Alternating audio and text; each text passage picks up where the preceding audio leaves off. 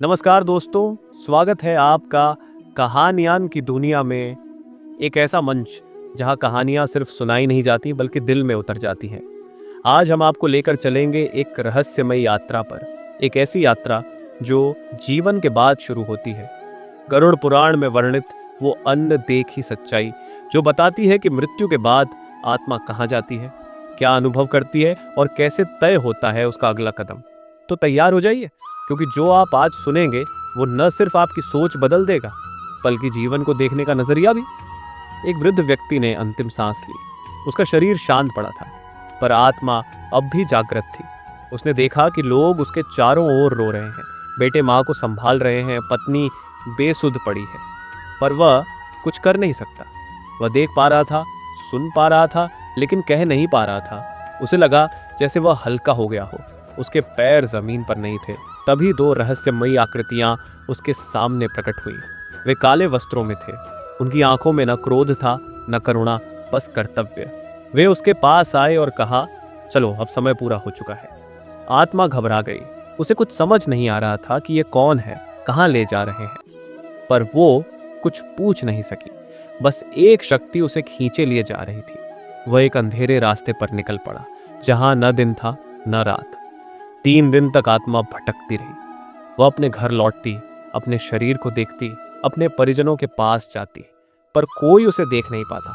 वह चिल्लाती, रोती, पर उसकी आवाज अब इस संसार में नहीं सुनाई देती थी। चौथे दिन उसे एक नई दिशा में ले जाया गया, पितृलोक की ओर। वहां एक विशाल द्वार के सामने आत्मा को रोका गया। द्वार खुला और उसके सामने वह दृश्य आया जो उसने कभी कल्पना में भी नहीं सोचा था। एक दिव्य लेखा दिखाई दिया। उसमें उसका पूरा जीवन लिखा हुआ था, बचपन से मृत्यु तक। हर अच्छा और बुरा कर्म, हर विचार, हर भावना। वह देख रही थी कि कैसे उसने अपने माता पिता को दुख पहुंचाया था, कहाँ उसने झूठ बोला था, किसे धोखा दिया था। और फिर वह दृश्य भी आया जब उसने भूखे को भोजन दिया था, किसी अनजान की मदद की थी, अपने बच्चों को शिक्षित किया था। फिर उसे वहां ले जाया गया जहां उसके कर्मों का फल तय किया जाता है। वहां बैठा था न्याय का प्रतीक, यमराज। न क्रोध था उसकी आंखों में, न ही दया, बस निष्पक्ष न्याय। यमराज बोले, तेरे जीवन में पाप भी हैं, पुण्य भी, पर संतुलन नहीं है। तुझे अपने कर्मों का फल भोगना होगा। तभी आत्मा को एक लंबी यात्रा पर भेजा गया, नरक की ओर। वहां एक के बाद एक कष्ट उसे मिलने लगे। कभी जलती अग्नि में गिरना पड़ा, तो कभी कांटों से भरे रास्ते पर चलना पड़ा। जो जो गलत किया था उसका प्रतीकात्मक दंड उसे दिया गया। समय बीता। आत्मा ने अपने पापों का प्रायश्चित किया। फिर एक दिन उसे स्वर्ग की ओर ले जाया गया, जहां दिव्यता थी, शांति थी। वहां उसे उसके पुण्यों का फल मिला, सुख, संगीत और संतोष। फिर निर्णय का क्षण आया। अब आगे क्या? यदि आत्मा का संतुलन ठीक हो, ना पाप भारी हो ना पुण्य, तो उसे पुनर्जन्म का आदेश मिलता है। और वही हुआ। आत्मा को एक नए जीवन की ओर भेजा गया, एक नए गर्भ में प्रवेश करते हुए, अपने पुराने जीवन की सभी यादें पीछे छोड़ते हुए।